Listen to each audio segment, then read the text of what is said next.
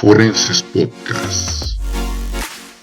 Bienvenidos a Forenses Podcast. En esta ocasión tenemos como invitado a un gran criminólogo que se ha dedicado a la prevención del delito, a la prevención de la violencia y la delincuencia. En el área de seguridad ciudadana se ha desempeñado desarrollando proyectos, análisis de información y vertiendo temas criminológicos en el análisis de información. Además, es un gran docente, un gran colega y ha tenido un desempeño excepcional en las áreas de seguridad pública. Damos la bienvenida a Jonathan Hernández Millán. Muchas gracias, maestro, por la invitación a este podcast y primero que nada felicitarte. Estás a la vanguardia de estas dinámicas educativas y que has incursionado en estas nuevas tecnologías de educación, que al final es una forma de también compartir información. Te agradezco la invitación, de verdad es un honor poder participar en este proyecto que desde mi perspectiva y como colegas, como tú acabas de decir, te deseo todo el éxito.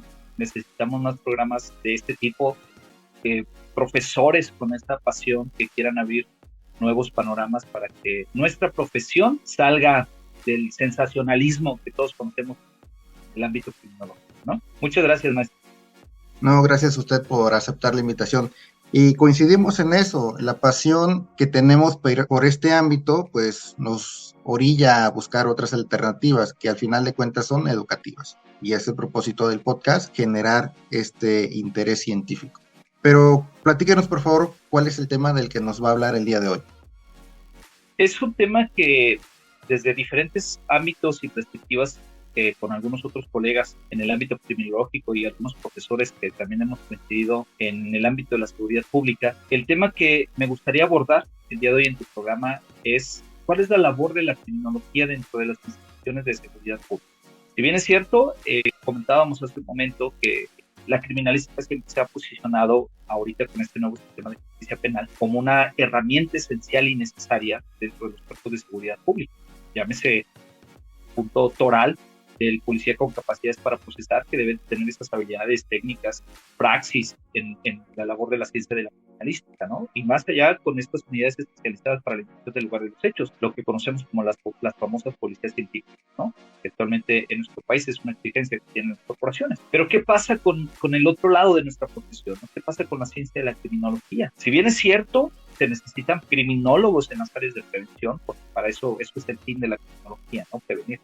Pero ¿qué hay más allá del panorama? Te comentaba esta parte porque platico un poco de mi experiencia, cómo salgo de la carrera, y creo que eso también debemos inculcar en nuestra docencia. Y si algún maestro nos escucha y logramos tener ese alcance, que yo creo que sí. Yo creo que como docentes somos esa parte toral, parte medular de poder motivar a los alumnos, de abrirles el panorama laboral de nuestra profesión, ¿no? Porque desafortunadamente, lo mencioné hace un momento, la criminología siempre ha quedado como en ese sensacionalismo pragmático, ese sensacionalismo donde solo visualizamos lo que vemos en televisión y no se diga la criminalística, ¿no? Pero te comparto mi experiencia, que cuando estuve estudiando la licenciatura, pues estábamos en este entorno, ¿no? En ese túnel de campo laboral. Y pues ahorita hay diferentes áreas, ramas de la criminología y de la criminalística donde podemos ejercer. Y justo eso hablábamos con algunos colegas, que se necesitan criminólogos no nada más en el área de prevención. Esto también es una finalidad de las instituciones de seguridad pública, la prevención. Y no se diga las policías municipales, que tienen el primer contacto con el ciudadano y que tienen esta finalidad de ser preventivas, no reactivas.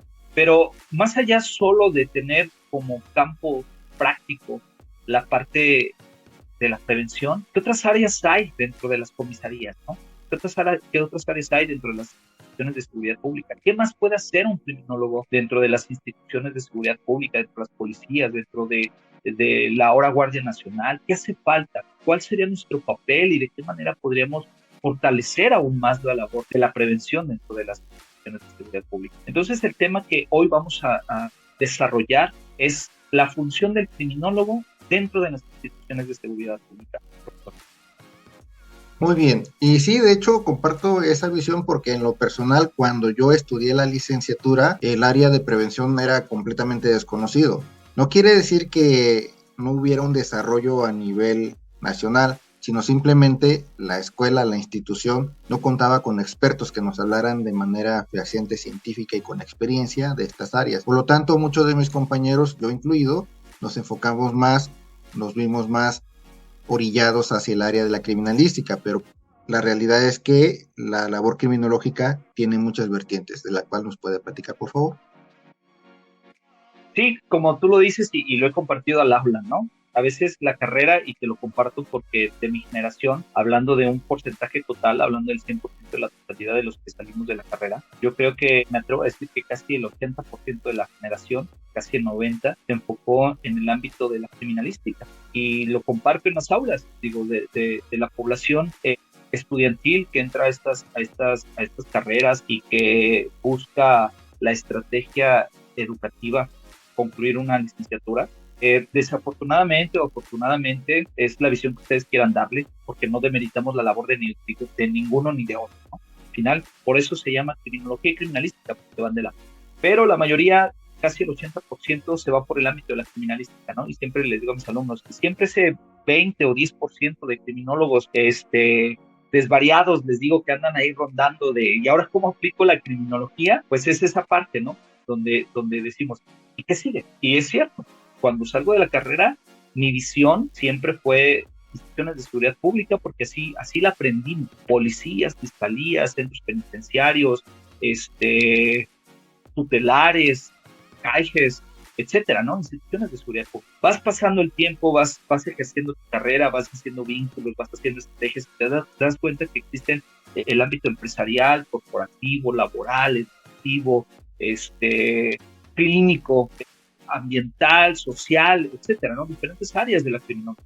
Y es ahí donde motivo a mis alumnos a abrir ese panorama y sobre todo a prepararse, porque no me vas a dejar mentir, profesor, somos de las ciencias humanistas que necesitamos forzosamente también las bases metodológicas para una investigación, y que siempre lo comparto con mis alumnos. Desafortunadamente no somos una ciencia exacta que te dice el 2 más 2 te va a dar 4. O sea, necesitamos fortalecer nuestras investigaciones con una metodología práctica, ¿sí? Con ese empirismo que caracteriza tanto la criminalística como la criminología. Y si desde ahí no formamos ese hábito, porque debe de ser un hábito la investigación, debe de ser un hábito la metodología, debe de ser un hábito la praxis a campo, pues vamos a seguir teniendo esa variante de alumnos que suelen irse por la criminalística, porque a lo mejor es más práctica, ya existen manuales, ya me dicen cómo hacer un proceso, cómo hacer toda la metodología de intervención, etc. En cambio, acá como criminólogos, de acuerdo a la problemática que nosotros vayamos a atender, estudiar, analizar o prevenir, pues necesitamos toda una fundamentación metodológica, teórica, práctica para poder desarrollar esto. Y dentro de su labor profesional, ¿en qué tipo de ámbitos ha desarrollado su investigación? ¿Dónde ha hecho estos objetos de estudio y sobre todo cómo ha aportado a este ámbito social? Pues mira, platico un poco mi historia. Fui elemento operativo de la comisaría de la Policía de Guadalajara y reitero, llego a la comisaría, que le agradezco mucho esta trayectoria porque me ha dado la oportunidad de crecer profesionalmente. Ingreso porque mi visión saliendo como estudiante es de policía, ¿no? Pero aquí quiero hacer un paréntesis.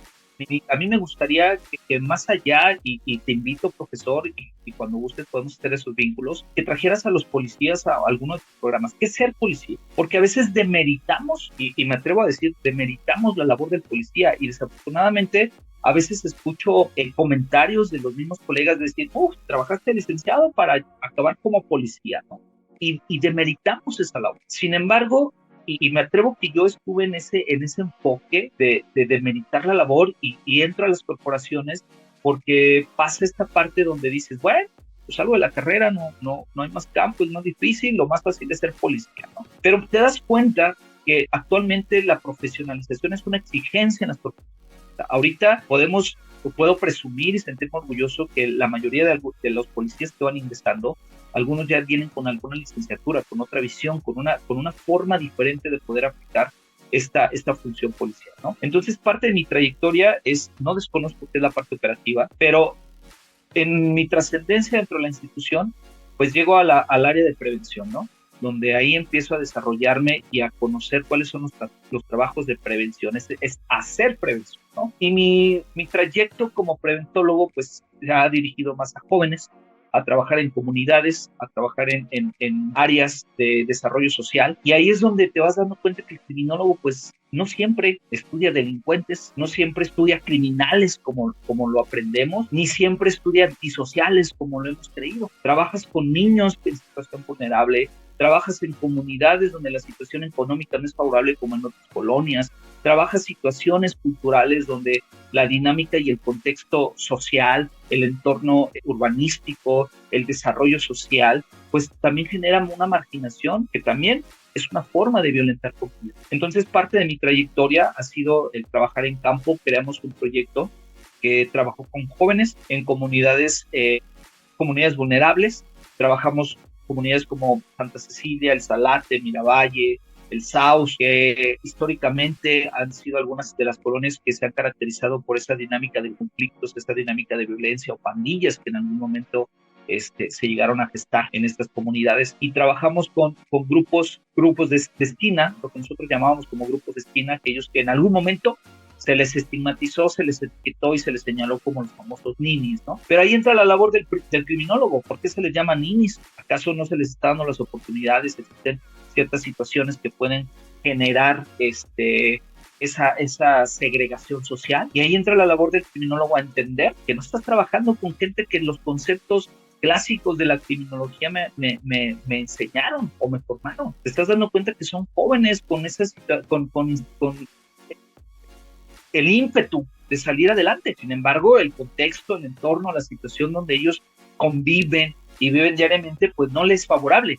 Y ojo aquí, no estoy justificando, no quiero caer en el dilema de que estoy diciendo que por una situación económica se genera esta problemática. No, simplemente que son factores disruptivos que muchas veces dificultan el desarrollo social y el desarrollo de estos jóvenes que no es que no quieran estudiar, simplemente que no hay oportunidades.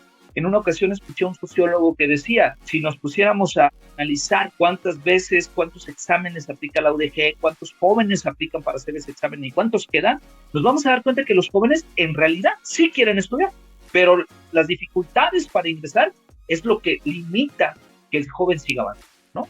Y no me van a dejar mentir, yo siempre lo pongo en contexto con mis alumnos. Les digo, ¿por qué están estudiando aquí en escuelas privadas? Y la mayoría me dice, pues, profe, ¿por qué no quedan en el examen? Dije, ¿y cuántos de ustedes ahorita tienen la posibilidad de poder ingresar aquí a la universidad? ¿Y cuántos se quedaron allá sin estudiar porque no tienen la posibilidad para pagar un curso? Entonces, trabajamos grupos, un proyecto que se llama SIAC, que es uno de los programas que me honra decir que quedaron entre las mejores prácticas de prevención a nivel nacional. Este programa de SIAC, que es Centro Integral de Atención Ciudadana, que llegamos a establecer 5 en el municipio de Guadalajara y que siguen trabajando, la labor de prevención sigue y que siguen trabajando, pues era involucrar a estos jóvenes a participar con talleres, a crear esas habilidades. Por eso les decía, eso es hacer prevención, es ver qué tengo para convertir, ¿sí? Y aplicar. Yo les decía a mis alumnos, no vas a llegar a una escuela a que te den herramientas, no vas a llegar a una comunidad a que te den herramientas, tienes que buscarlas, tienes que crear, tenemos que ser creativos. Yo soy de la idea que la tecnología tiene que ser creativa, ¿sí? Donde tenemos que ver qué tengo para poder convertir de una manera posible. Entonces, si un joven, te pongo un ejemplo rápido, si un joven le gusta el fútbol, ¿sí? Es su deporte, pero quiere seguir estudiando y no tiene forma, ¿sí? ¿Qué va a hacer? Va a seguir jugando fútbol porque le gusta, pero el uso del tiempo libre que le resta a este joven, pues lo va a canalizar de una manera negativa, ¿sí? Y al rato ya no nada más es un deporte, al rato ya va a empezar a tener ciertas conductas que son ciertas conductas asociales o ciertas conductas conflictivas, ¿sí? ¿Por qué no prevenir? ¿Por qué no lo invitas a que esa habilidad la pueda convertir, se pueda transformar en algún taller? Esa era la forma en cómo nosotros empezábamos a trabajar. Y detectamos, por ejemplo, en comunidades donde había chavos que sabían inglés. Entonces nosotros les enseñábamos, les dábamos la herramienta para que fueran maestros y ese inglés básico que tenían lo podían compartir en la comunidad. Y era un ganar-ganar, porque al final era un chavo que sabía inglés, que daba un taller gratis a la comunidad y un taller de inglés, ¿no? ¿Y qué motivabas al chavo? A decir, caray, esta parte de mí, esta parte de esta habilidad que yo veía como nada más una recreación o como una satisfacción meramente para pasar el tiempo, pues la puedo explotar de una manera positiva. Entonces, eso es criminología. Ver qué tengo en el espacio donde yo me voy a desarrollar para poder hacer prevención. Y lo digo general, en la rama que uno se quiera especializar, llámese en la escuela, que ahorita está la rama de la criminología escolar, la rama de la criminología educativa, que cada una tiene su especialidad. A eso vas. Si tu enfoque va a ser un plantel educativo, pues voy a ver qué tiene el plantel, de qué manera lo voy a invitar. Te comparto, estamos haciendo un taller, estamos haciendo más bien un programa que va a largo plazo, una de las secundarias de Tlaquepaque, donde nos llaman por una problemática, pero ¿qué hacemos? Yo les decía a mis alumnos, no puedes llegar a ver lo que ellos te dicen, tú eres el especialista.